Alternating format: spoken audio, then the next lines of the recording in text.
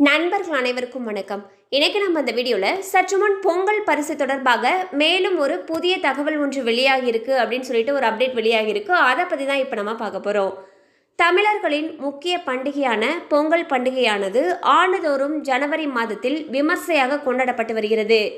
தமிழகத்தில் மகளிருக்கான 1000 ரூபாய் உரிமை தொகை திட்டத்தின் கீழ் இதுவரையில் 4 மாதத்திற்கான தொகை வங்கி கணக்கில் வரவு வைக்கப்பட்டுள்ளது.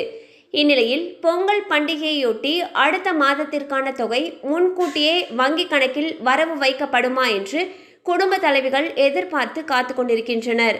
அதேபோல தமிழக அரசின் சார்பில் ஒவ்வொரு ஆண்டும் ரேஷன் அட்டைதாரர்களுக்கு பொங்கல் பரிசு தொகுப்பு மற்றும் ரொக்கம் வழங்கப்படும். அதேபோல 2024ஆம் ஆண்டிற்கான பரிசு தொகுப்பானது ரூபாய் 1000 வழங்குவது குறித்து ஆலோசனை நடைபெற்று வருவதாக தகவல்கள் வெளியாகியுள்ளன.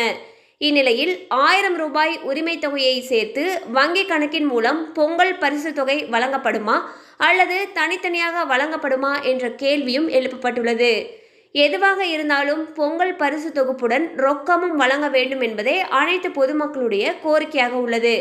ஸோ பார்த்தீங்கன்னா வரக்கூடிய பொங்கல் பண்டிகையை முன்னிட்டு ஒவ்வொரு மாதமும் வழங்கக்கூடிய மகளிருக்கான உரிமை தொகையானது முன்கூட்டியே வழங்கப்படுமா என்ற எதிர்பார்ப்பு மக்களிடையே எழுந்திருக்கு.